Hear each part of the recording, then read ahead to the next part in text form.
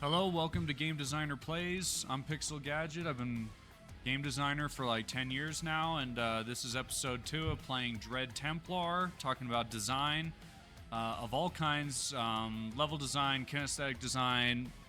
We're doing a series on boomer shooters because I need to research those for my own project, so here we are.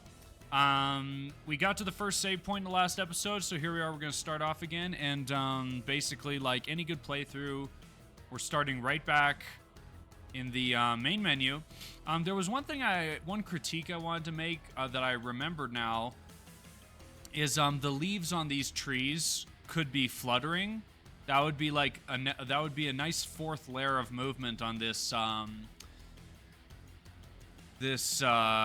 this screen here. I'm noticing there's also a very faint like light. You see how the light is like kind of strobing on the weapons? That's really subtle. So actually the wind blowing on these leaves would be a fifth layer of movement. That's a really subtle movement. I missed that the first time. So yeah, kudos to the designers for this main menu. I really love it. One thing that I would recommend I do with my menus is like, how do I say this? Like, when the, and it's not for all games, but it just really helps with helping the game feel alive, is like when the mouse comes to the edge of the screens or moves around the screen, the camera kind of pans and tilts like in that direction. Maybe you've seen this in other game titles. It just makes the game menu feel like a little less static. I'm not sure if I'll be able to find examples for that for this video, but hopefully we'll play some games where they have that kind of thing in the menus and stuff, and I can point it out. All right, so we're going to start off where we left off in the last episode, where we just went through a kind of mini tutorial area down here. A few things I wanted to mention that I didn't mention in the last video about this tutorial area. These little things, not every game has these kinds of text things, but these ones I really actually think are really good because mainly they're optional. Like, players hate being forced to read things or getting text just thrown in their face. Like, if I walked in this room and it just triggered something and suddenly this text was just in my face and I didn't, like, click on it or choose to have it in my face, I don't know if that would be good design at all. The fact that the tutorial, at least this far in the game, is optional, and even the last tutorial was optional, which was really good. Was it obviously optional? Not exactly. Maybe that's why they had that red thing on the left-hand side of the hallway in that beginning tutorial. Well, anyways, if you haven't seen that first video, definitely watch that first because we kind of build on it as we go. Another thing I wanted to mention is I've been paying more attention to their character controller. Since I'm talking, it's hard to listen to some of the audio design, but there is actually a jump sound effect. So when the guy jumps, the guy's going like, whoo, you know? As far as I can tell, there's no landing sound effect, like when you land on the ground, and that's kind of a missed opportunity. Basically, you want a sound effect for every single possible interaction the player has. So in this video, we're going to be talking about kind of the basics of design principles, and I'm going to start talking about that in a sec. We'll also talk about how the enemies react to getting shot and stuff. And yeah, probably the shotgun. I definitely want to talk about this shotgun and how I'm like deeply disturbed by the thumbs on this character's arms. I don't know if you saw that. Look at his thumb. What is that doing, bro? Look at those thumbs. I don't know, bro. If I put freaking animations and hands into my game, which actually I just decided I'm probably not going to do, just because, like, the added complexity of development. Dude, the thumbs. Why do thumbs look weird in so many first-person games? I don't even know, dude. I don't even know. Well, anyways. Another optional thing. Really cool. Okay. Here we go. Just using up my...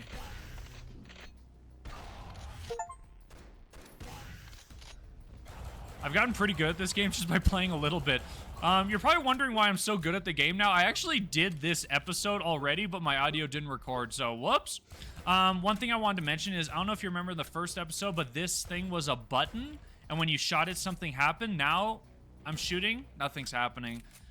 In game designer speak, this is called, like, breaking rules. So, the game designers of this game made a rule, whether they knew it or not, in the very beginning of the game, if I shoot this skull thing, it's a button and something should happen. And that was a rule they made, and now they're breaking it. So something to consider when you're doing things in your designs is you kind of, you got to stick to it. If you associate a certain color with something in the game, you have to keep it that way. You can't like use that color for other things pretty much ever again. With that said, you can break rules, but you got to be really strategic about it, and we'll get into the exceptions of like rules you can break. I also wanted to talk about this little area. I feel like this, like you can tell they want you to use the dash with this little thing here. I just feel like that's not exactly how I would have designed this area.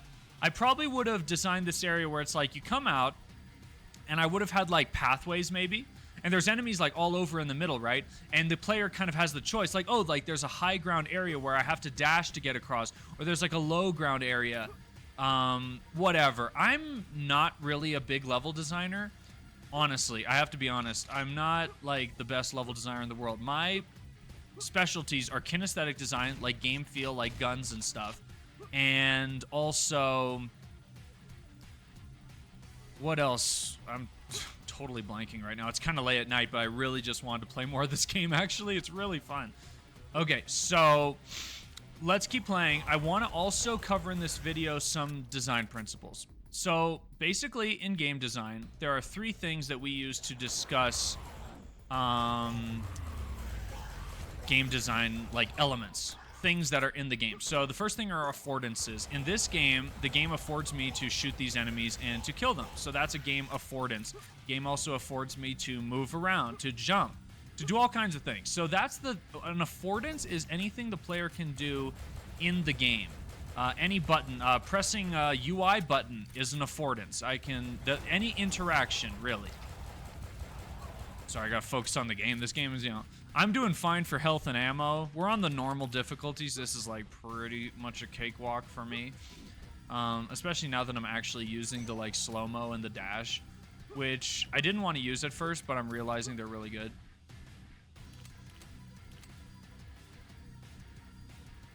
Okay, that's a secret door there. I already know how that works. I feel like I'm doing you guys a disservice because I've actually already played this section. I just didn't record the audio, but I want to cover the same stuff and play through it again and show you guys and keep it cohesive. So here we are.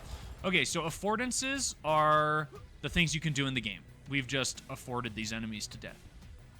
The next thing that I learned about when I became a game designer in school was signifiers. A signifier is basically a signal in the game that tells you what affordances you have and what you don't have. So right now, this is a signifier. This light here stands out a ton.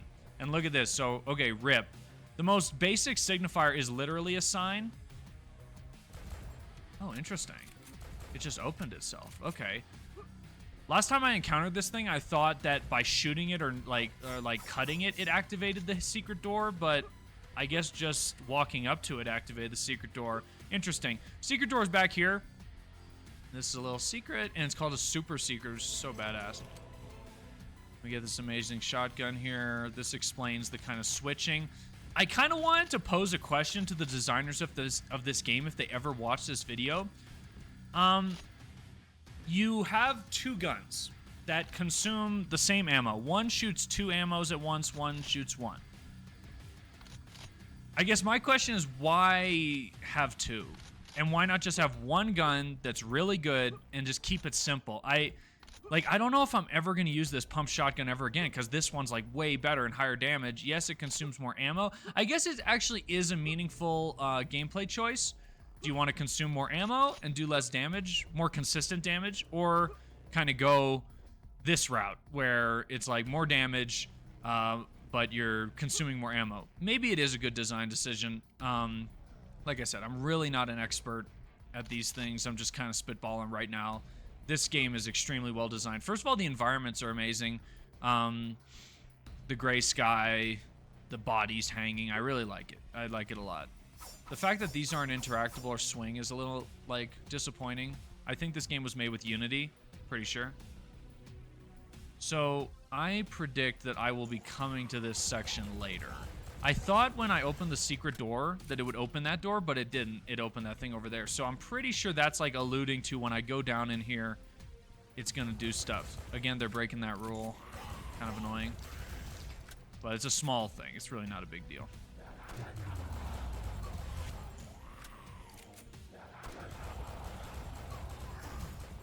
Oh, hello. Oh, right, we were going to talk about the enemies and how they interact. Oh, thankfully there's some enemies here. So, here, let's take this guy, and I just want to talk about how he behaves when we shoot him and stuff. So, okay, here he comes. So he's fast. Shoot him. Look how he paused for a sec. He has a hit reaction, blood squirts or like sprays or like mist, and he has a sound effect. So that's the final thing. So we talked about affordances, which is I can shoot him. We talked about signifiers. The signifier that he can be shot at and killed is that he's got red stuff on him. That's like a classic enemy signifier, right? The final third design element that we talk about all the time as game designers is feedback. Feedback is like king, bro. Feedback is everything in video games. I'm telling you, like, affordances and signifiers are very important. Don't get me wrong. That's like the basis of your game. But the feedback is basically defined as whenever the player presses a button or interacts with your game in any way, like if I walk onto a certain thing or whatever, there should be something on the screen, audio, visual, or if you're using a gamepad like a controller, like Rumble, that's really good feedback. These are the ways that the game communicates with the player and says, yes, you're doing it correctly. What you're doing is working. So when I shoot him and there's a hit marker and a sound, and he makes a grunting sound and there's blood splurting and he like plays an animation and he stops running at me for like looks like half a second and he pauses, that's all feedback that says you are doing damage. He's like dying. This is all good. And then when we finally kill him, he ragdolls, and he was supposed to splurt out with all this blood and guts like he usually does, but I guess I didn't shoot him the right way. There seemed to be some kind of rules for how that happens. I'm pretty confused, but yeah, if I shoot him, then he jibs. Beautiful. Anyway, so that's the basics of kind of design philosophy is affordances, signifiers, and feedback. These are the things we use to kind of talk about design. Please die. Thank you. And yeah, so that's like the basics of game design I'm teaching you, turns out. I thought we were just going to talk about the game, but I figure I might as well splash some of my knowledge on you that I learned in school when they taught me how to do game design. And yeah, this is the first thing they taught me was affordances, signifiers, and feedback. And I remember my mind was blown. I was like, oh, that's what those things are called, because I always knew what those were. Like, if you've played video games, you know what those things are. Absolutely. Oh, shoot.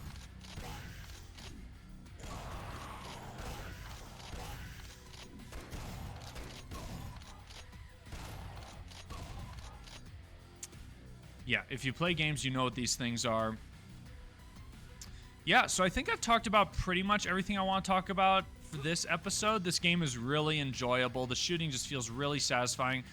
One comment I was going to make is I think the lerping when you look around with the weapons is like, it's either perfect or it's just a tiny bit too much. You know what I mean? And I wanted to give one last design lesson, like a little tidbit, a little, a kernel of knowledge for you is that they taught me in school is basically if you're going to make an adjustment to your game with the numbers, like, you know, adjusting these lerp values, right? If you have a script that does that, always cut it in half or double it first. This is to kind of make iteration happen faster, because basically the logic is if you're just like, you know, tweaking the numbers ever so slightly, a lot of like noob designers do this, and you'll kind of like, I don't know, it's an easy way to get lost in the sauce, if that makes sense. Like where if I cut the lerping, if I was designing this game, I would say, okay, the lerping's too much with the guns moving when I look around. I would cut the numbers in half and then adjust and then make little adjustments from there. That's just the way, and I use that every single day in designing my game. Every single day, I'm like, oh, I want to change this number, double it or cut it in half, and then make small adjustments from there. I feel like I can iterate so much faster, and I get to see the variance of the variable. Okay, coming up to this thing, I want to talk about this. So basically, red is a really important color in your game, and it's always going to get the player's attention immediately. So use it only when it's really important. The designers of this game made this hallway really beautiful with the movement and the red, and it's like very good. It's like very clear. Oh, I'm supposed to go here, right? Also glowing effects. These rendering effects are fabulous for attracting the player's attention. So walk up, boom, got it. Red key card, nice. One thing I wanted to mention about this interaction is it looked like an upgrade. It had the same visual language as some of the other like upgrades we've been picking up. So the fact that it's a key card and we can't interact with it or use to upgrade kind of is a little bit of a rule break. Remember I talked about breaking rules and how like there's game design rules and like visual.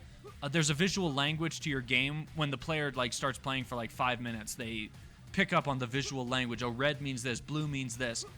Having key cards and keys, I can see why they had to overlap with the pickup, where it's like you walk into it and pick it up.